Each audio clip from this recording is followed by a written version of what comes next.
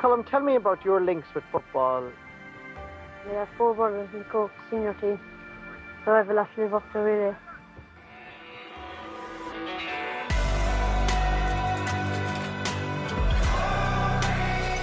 You just feel like, God, if I got up on the top of a Hogan stand and jumped off, I could fly here. I just ecstatic. We were just all so proud of her. Oh God, I'm going to have to shout again. Popping a boot! And I remember at one stage being thrown up against the ceiling, my face in the ceiling. And I just couldn't get down, I got no control, I just could do nothing. That was our objective today, was to win, and you know, fair play to the lads, like they battled away even against all the odds. That's exactly what anyone plays for those tiny few minutes, and maybe the 5 minutes to go back to the dressing room afterwards, those special moments that you've achieved something. First thing to say, you're a dirty bastard. but afterwards, when you explain stuff to them and you talk to them, and then they say, oh, geez, you're not too bad after all, you know. But you're still a dirty bastard. Jump up and get down. When I did the first round or two, I remember I found it very strange. But everybody's different. I found for myself, the minute someone hit me, I had no bother kind of hitting them back. It was just drilled down into, like, you know, just not accepting who I was. I was Jackie Turlough, a hurler. Yes, I had bad days, but you know what, they're in the past. Let them go and move on. But I just couldn't. I wasn't in that headspace to do that.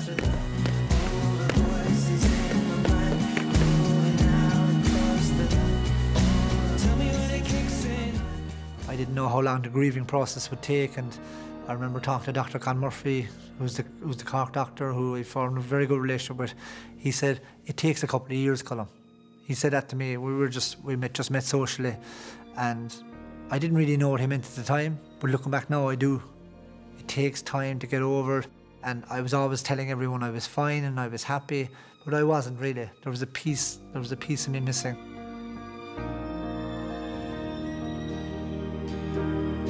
On the way that gravity pulls on you and me. Transpired, then she came back in and said, you've shown signs of multiple sclerosis. This is life, you have to accept what happens, it's just how you react to it. So I say, I prefer if anyone in my family that I get it. Because I feel I'm the one that's strongest enough to deal with it. That seems to be the case. I'm not letting it get to me. I don't think about it once a day when I take my medication. That's it. Sinead, it's life. Get on with it. There's a lot of people in worse circumstances.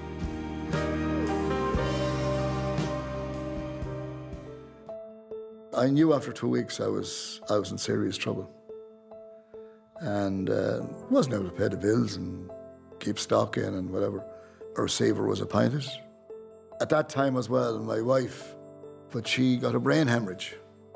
And I explained to him, I said, I'm in a serious situation.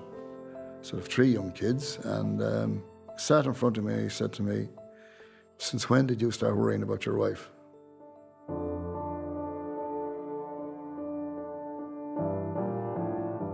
Look, it does hurt when you're just getting nothing but negative press and kind of been called a tug, if you like.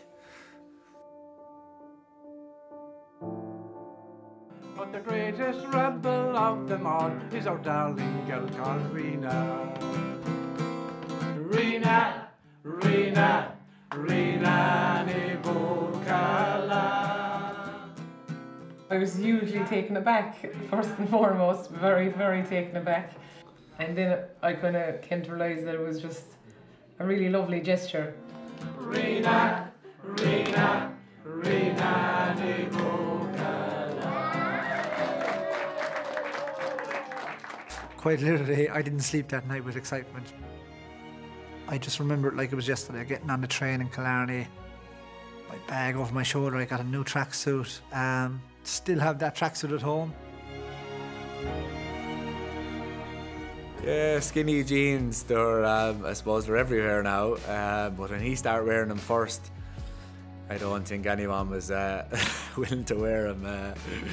You know, I think he tried to get Noel Hickey to wear them once, but it was never going to work.